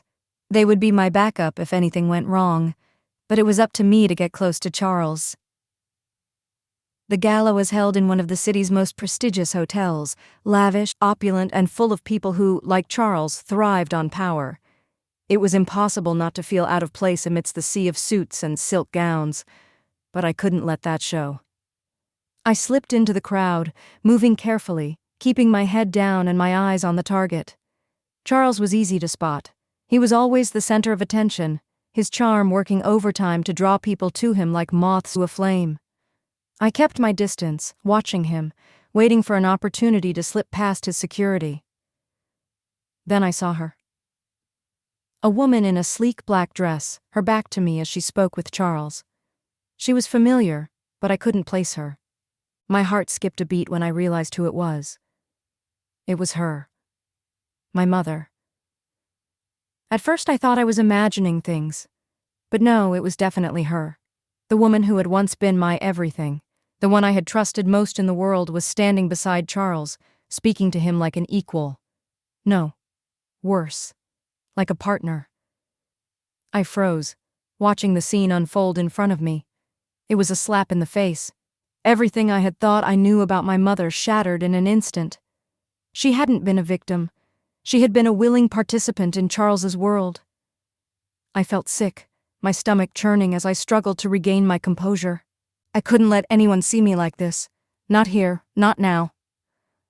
I took a deep breath, trying to steady myself. I had to keep my cool. I had to focus on the mission. I turned away from the scene, slipping deeper into the crowd, trying to find another way in. I needed answers, but the sight of my mother with Charles had rattled me more than I expected. It made everything feel personal. But I couldn't afford to think about that now. I had a job to do. I was getting closer to the heart of the empire, but I was starting to realize that nothing about this was going to be as simple as I'd hoped. I thought I had everything figured out. I thought that once I got close to Charles, once I uncovered everything, I could finally take him down. But that night, at the gala, everything changed. I saw my mother standing there next to him, and I couldn't look at her the same way again. It was like the whole world shifted. The woman I had spent my life defending, the one I had thought was a victim, had been as much a part of the lies and the corruption as Charles. She wasn't the innocent bystander I had always believed her to be. She had been his partner in all of it. I couldn't stop replaying that moment over and over again in my head. How long had she been in on it? How many times had she lied to me? And why? What was the point of all of it? I needed to know. I had to confront her, even if I wasn't sure I was ready for the truth. After the gala, I didn't sleep. I couldn't. My mind kept spinning, and I felt like I was on the edge of something dark and dangerous. But I couldn't stop. Not now. The next day, I went to see my mother. I wasn't sure what I was going to say. How do you confront the person you've trusted most in the world when you know they've lied to you, betrayed you? The thought of it made my chest tighten with anxiety. But I had no choice. The truth had already been exposed, and I couldn't just sit back and let it go. I arrived at her house just as the sun began to set. The large, quiet house felt cold and distant. It wasn't just the physical space. It was like something in the air had changed. I didn't feel safe here anymore. I rang the doorbell, my hand trembling slightly. My heart pounded in my chest, and I felt the weight of the confrontation ahead of me. When she opened the door, her smile faltered for just a moment, barely noticeable. "Mara?" she said, her voice soft. "What are you doing here?" I didn't know how to start. I didn't know how to ask the questions I needed to ask, the questions that had been building up in my mind ever since that night at the gala. "We need to talk," I said, stepping past her before she could respond. I walked into the living room, where the air felt thick with unspoken words. She closed the door behind us, and for a moment neither of us spoke. She stood across from me, her arms crossed tightly over her chest. Her face was calm, but there was something in her eyes that I couldn't place, a flicker of something dark and guilty. "What is it, Mara?" she asked, finally breaking the silence. I took a deep breath, gathering my thoughts. The words felt like they were stuck in my throat, but I had to say them. I had to know the truth. "Why, Mom? Why didn't you ever tell me?" My voice cracked, but I pushed forward. "You've been involved with Charles this whole time, all these years, and I had no idea. How could you keep lying to me?" Her face didn't change. If anything, she seemed almost calm, too calm. "Mara," she began, her voice cool but steady. "You think you know everything, but you don't." I clenched my fists. "Then tell me." I was shouting now, unable to keep the rage inside anymore. "Tell me why you've been lying to me. Tell me what's been going on for all these years. You knew what he was doing. You were just as much a part of it as he was. How could you do that?" She took a long breath and then sat down on the couch. She didn't seem surprised by my outburst, just tired, exhausted, like this conversation had been waiting to happen for a long time. "I didn't lie to you, Mara," she said softly, her eyes looking at me with an emotion I couldn't quite place. "I protected you. I kept you safe from the truth." I shook my head, my hands trembling. "Safe from the truth?" I repeated, my voice bitter. "How could you say that? You've kept me in the dark my whole life." She sighed, and for a moment she looked away, staring out the window as if lost in thought. "You don't understand," she said finally, her voice quieter now. "I never wanted this for you. I never wanted you to be part of this world. But I didn't have a choice, Mara. We didn't have a choice." I stepped closer to her, my heart pounding in my ears. "What are you talking about?" She looked at me, her eyes meeting mine for the first time since I walked in. There was something raw in her gaze now, something I had never seen before. "Charles, he made me an offer I couldn't refuse, and I did what I had to do to keep you safe. If I had fought back, if I had tried to leave, he would have killed me, and he would have killed you too. I couldn't let that happen." I felt my stomach twist. "You could have left him," I whispered, feeling the sting of betrayal cut deeper. "You could have gotten away from him." She shook her head. "I tried, Mara. Believe me, I tried." Her voice trembled now, a tear slipping down her cheek. "But Charles, he was always 10 steps ahead. He was always watching. I couldn't run, and if I did, I would have lost you forever. You were too young. You would have never been safe." I didn't know what to say. I was flooded with emotions I didn't know how to process: anger, confusion, hurt. "So you stayed with him? For me?" I asked, my voice barely a whisper. She nodded. "Yes." I stood there for a long time, my mind spinning. It didn't make it okay. It didn't make the lies hurt any less. But suddenly I saw my mother in a way I never had before. She hadn't been the villain in all of this. She had been trapped, too. I wasn't sure what to do next, but I knew one thing for sure. If I wanted to take Charles down, I couldn't do it alone. I had thought I was alone in this fight, that it was me against Charles and his entire empire, but after that conversation with my mother, something shifted inside me. She had been part of the game too, yes, but she had also been trapped by it. And as much as I hated to admit it, I needed her now. If I wanted to take Charles down, I couldn't do it without all the pieces. I didn't know if I could ever forgive her. I didn't know if I would ever trust her again. But I had no choice. We were tied together now, whether we liked it or not. After the conversation, there was a long, painful silence between us, but it wasn't just silence. It was a fragile understanding, something unspoken between mother and daughter, a shared determination to bring Charles down. "What do we do now?" I asked, my voice more steady than I felt. My mother took a deep breath, looking more weary than I'd ever seen her before. For the first time in a long while, she didn't look like the woman who had kept everything under control. She looked defeated, but there was still a fire in her eyes. "I've been waiting for this," she said softly. "Waiting for the day when I could stop hiding, when you could stop hiding." I frowned, not sure what she meant. "I couldn't risk you being hurt. I couldn't let Charles know how much you meant to me. He would have used you against me. He did it to everyone else he could get his hands on. He had no limits." I nodded, though her words didn't bring me any comfort, but I understood now. She had been protecting me, even if it wasn't in the way I had wanted. "So what now?" I asked again, feeling the weight of our situation. She stood up, walking toward a hidden drawer in her study and pulling out a set of keys. She handed them to me, her hand shaking slightly. "There's a safe house. Charles doesn't know about it. It's where I kept the documents, the records we need to take him down. All of it is hidden there. It's the last place he'll think to look." The words hung in the air. I had heard rumors of a safe house, somewhere my mother had set up for emergencies, but to hear it from her, to know that this was the key to ending everything, felt like a turning point.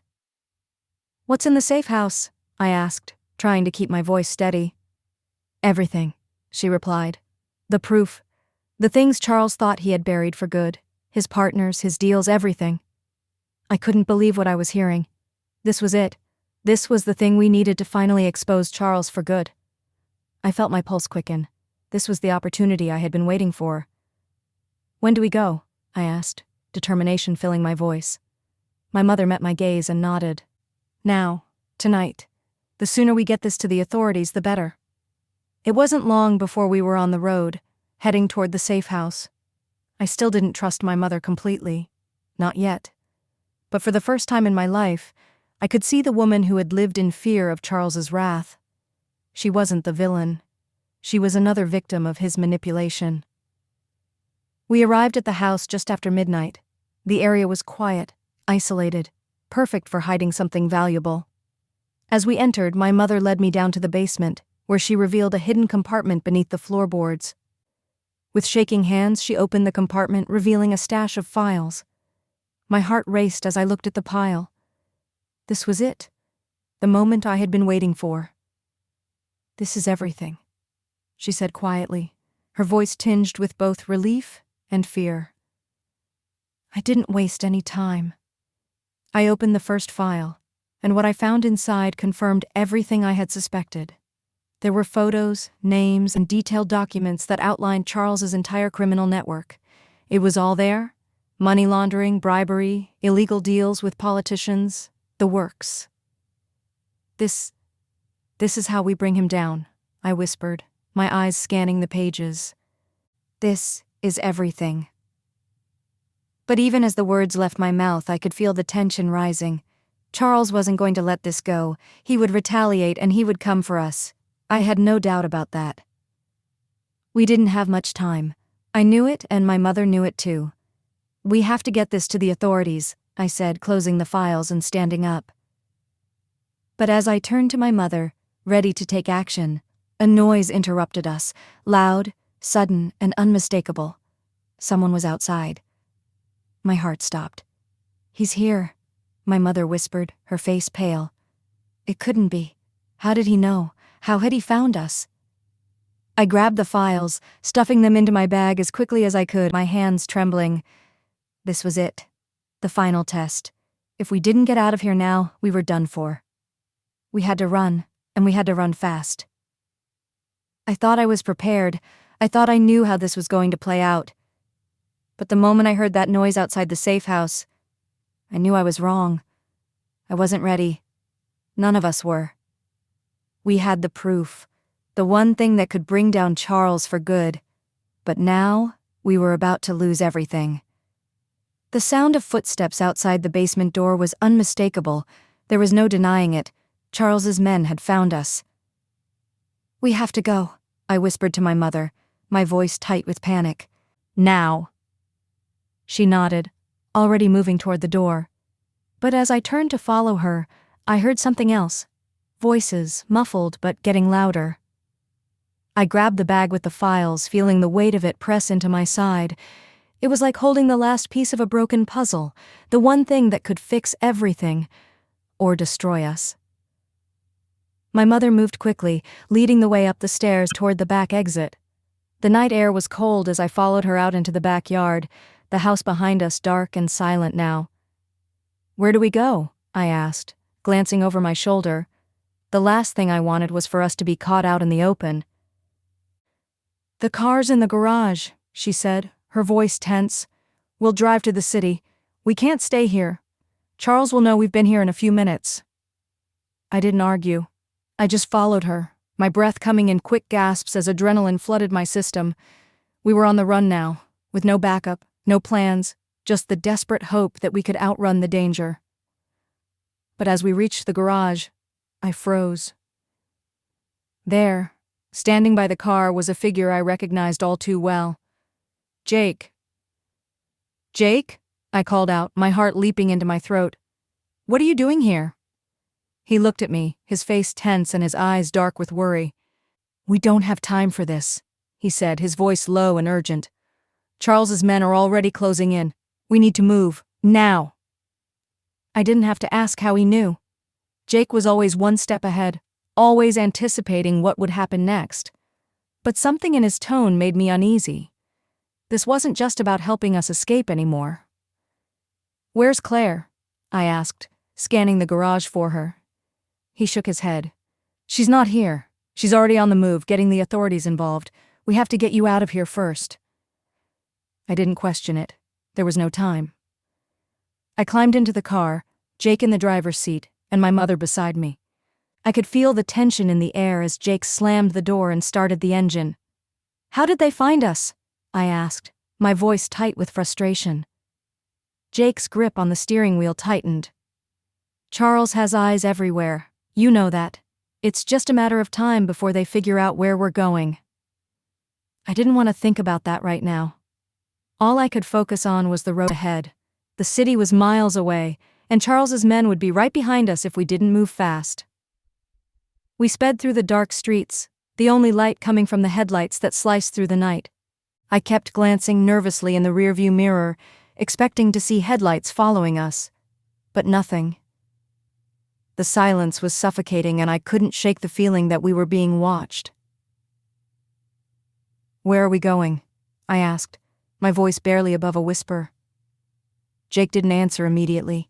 He just kept his eyes on the road, his expression hard. "I'm taking you to a safe house. It's not far from here, but once we're there, we can't stay long.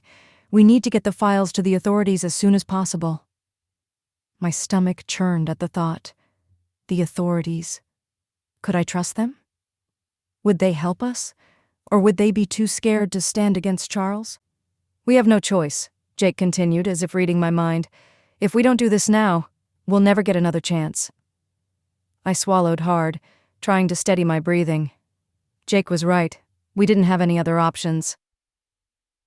We reached the safe house in less than 30 minutes, but the entire time I felt like we were being followed.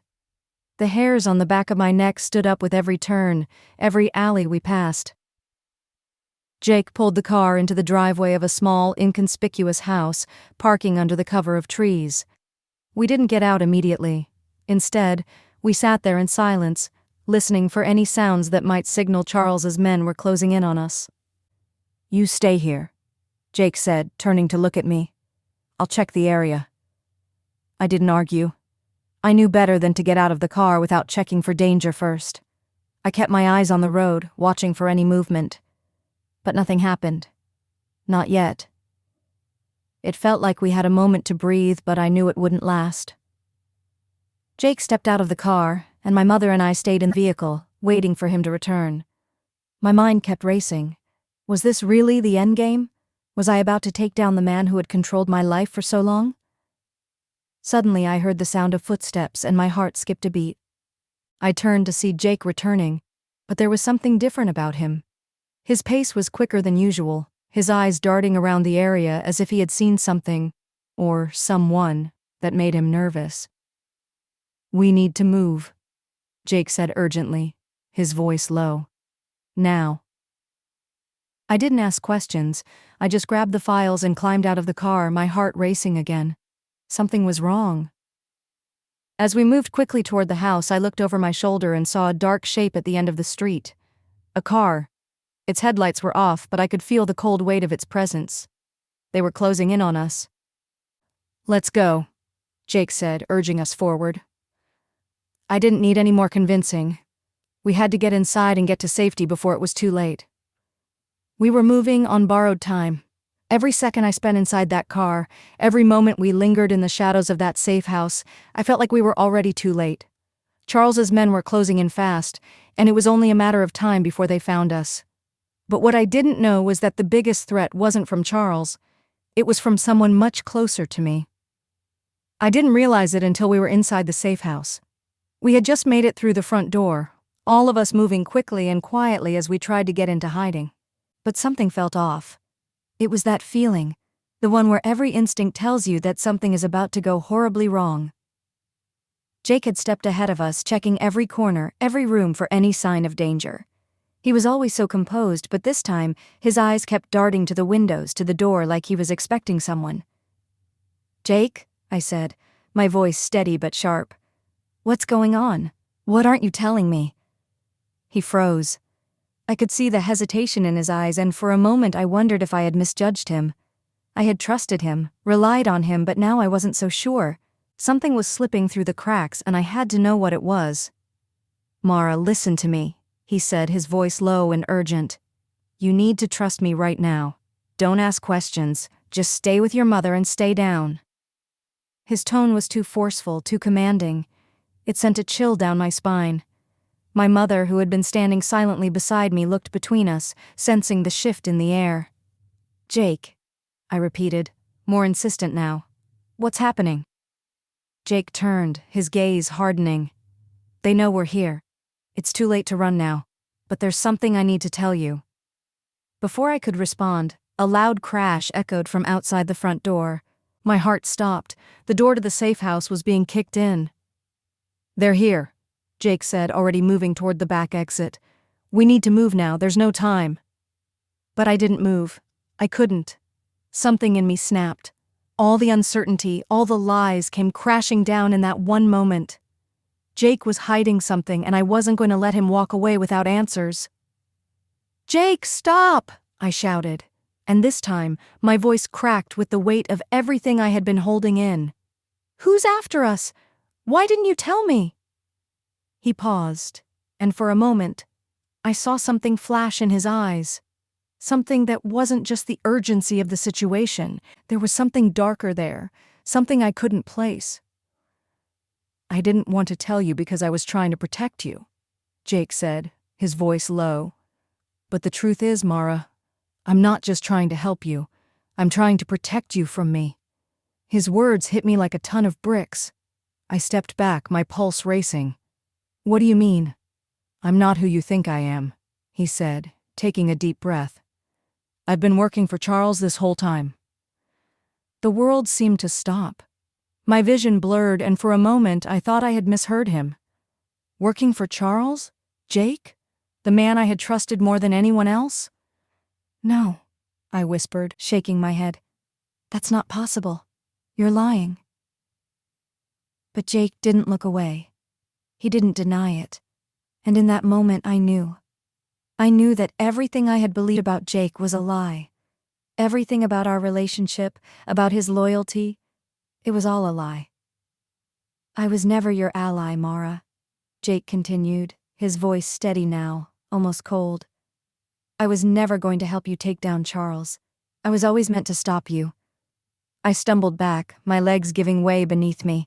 My mother grabbed my arm to steady me, her face pale with shock. I looked at her, but she didn't have the answers. She was just as blindsided as I was. Why? I managed to say, my voice breaking. Why would you do this? Jake looked at me, his eyes full of regret. Genuine regret. But also something harder, something darker.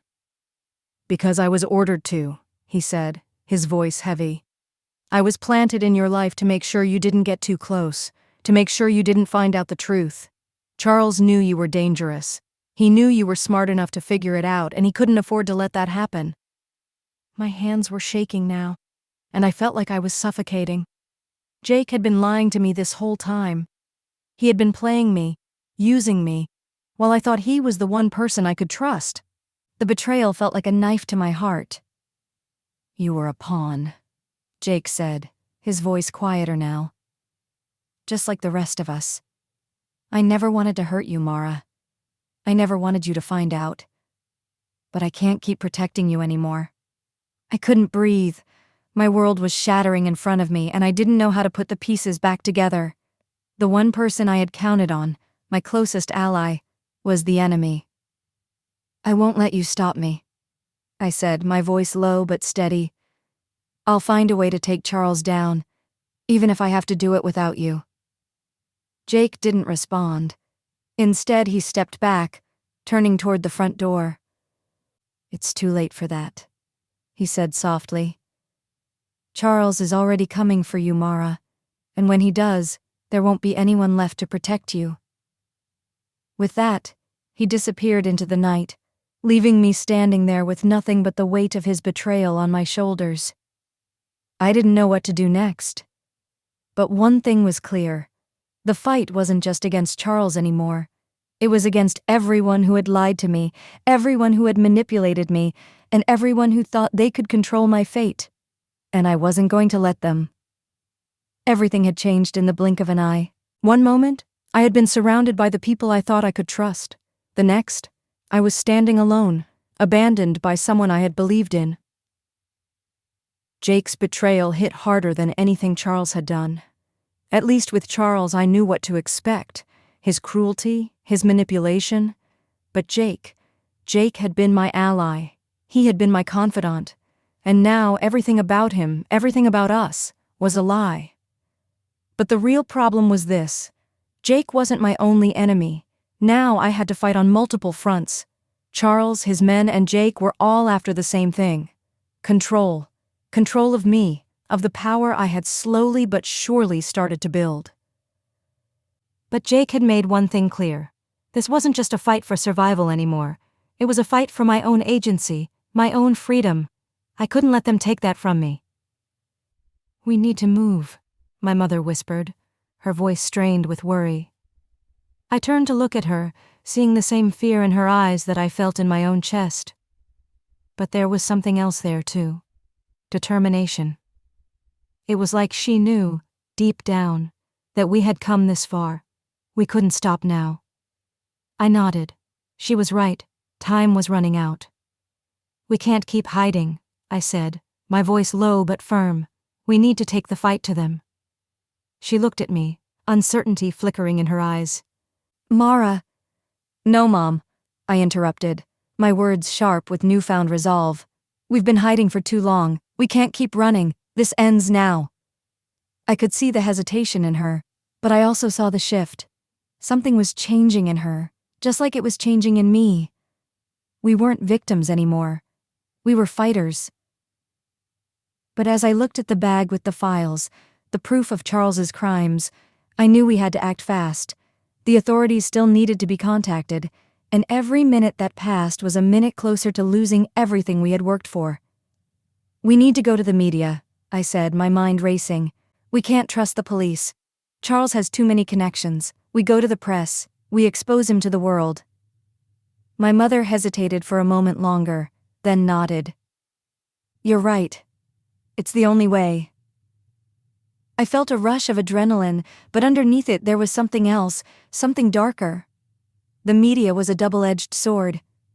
Yes, it could expose Charles, but it could also destroy us. If we went public with these files, there would be no turning back.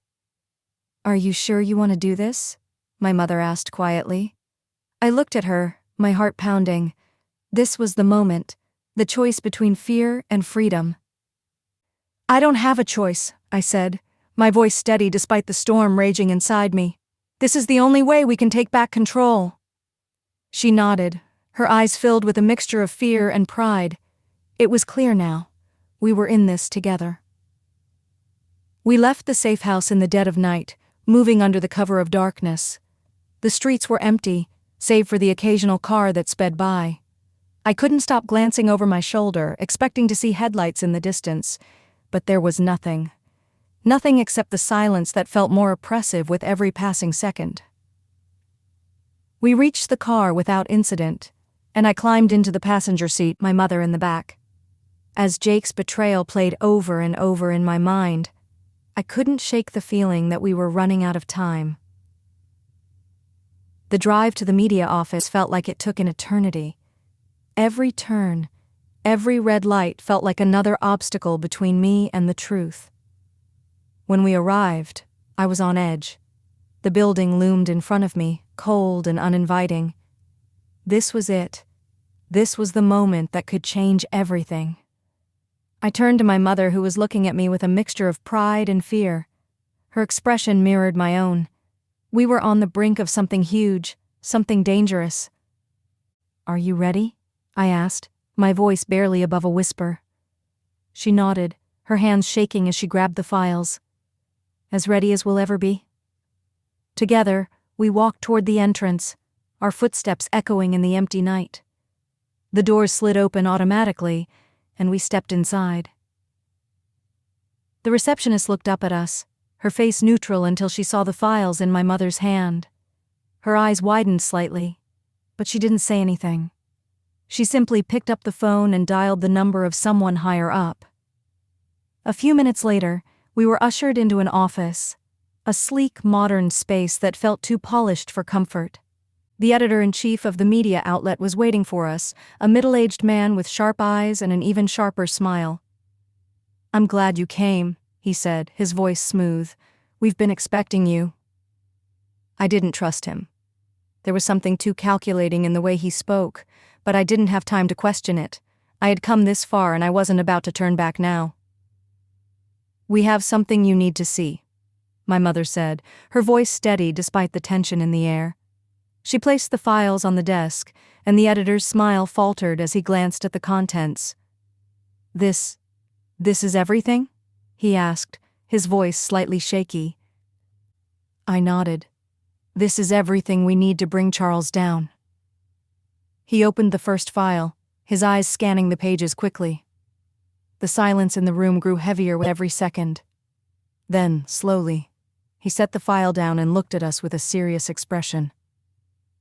"This is going to change everything," he said quietly. "You realize that, don't you?" I didn't answer right away. I couldn't. The weight of what we were doing hung in the air between us. If we went through with this, there would be no going back. "We're ready," I said, my voice more confident than I felt. The editor nodded, picking up the phone and dialing a number. "Get the cameras ready. We have a story." As he hung up the phone, he looked at us with a determined gleam in his eye. "It's time to make history. If you've stayed with me this far, then you know, this was never just a story. It was a war. One built on lies, betrayal, and pain. And now, it was time to burn it all down, with the truth." When I sat down in front of that camera in the media office, I wasn't the same girl who had cried behind locked doors, who had flinched at raised voices, who had run for her life. No, I was someone else now, someone sharper, colder maybe, but someone finally in control. The lights were hot, the room too quiet. My mother sat beside me, her hands trembling just slightly, while the editor stood behind the camera, giving me a thumbs up. "Just speak from your heart," he said. But my heart had been shattered so many times I didn't know what it sounded like anymore. So instead, I spoke from the place where my pain lived. "My name is Mara," I said, staring into the lens. "And this is the story they tried to bury." I told them everything. Not just about Charles and his web of lies. I told them about the money laundering, the illegal deals, the abuse of power. I talked about my father's death and how Charles swooped in like a vulture, pretending to save us while slowly destroying us. I told them how my mother had been silenced, blackmailed, used. And then I said his name. "Charles Grant is a predator in a tailored suit," I said, my voice steady. "And I have proof." I could see the editor behind the camera freeze just slightly. The moment you name someone powerful like that, things shift. But I didn't flinch. Not anymore. "He tried to take everything from me," I continued. "But I'm still here, and now the world will know what he really is." My mother reached over and held my hand. It grounded me. "If anything happens to me," I said clearly, "or to my mother, know this. The evidence has already been sent to multiple places. It will be seen. He can't stop all of us." There it was, the line that would haunt Charles in his sleep. When the camera shut off, no one spoke for a long time. Then the editor said, "It airs in 2 hours. We're not waiting. This story needs to break now." I nodded. I had just declared war on one of the most powerful men in the city, and I wasn't afraid. The fallout was instant. Within hours, my name was trending. The footage was everywhere. News stations picked it up. Twitter exploded. Support poured in from strangers, survivors, people who knew Charles and had stayed silent. Until now. But along with the support came the threats. Anonymous emails, cryptic messages, even a car following us once before we switched hotels again. But we weren't alone anymore. The spotlight was protection, and I had something more powerful than fear. I had momentum. Charles made no statement at first. But 2 days later, a grainy cell phone video leaked. It showed him screaming at someone in a parking lot, red-faced, drunk maybe.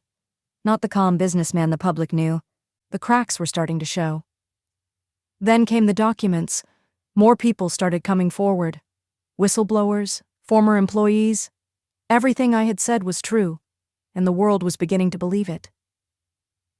"You did it," my mother whispered one night as we watched another segment on the news about the investigation into Charles's companies. I shook my head. "We did it." She smiled. A real one. The kind I hadn't seen since before my father died. "So, what happens now?" she asked.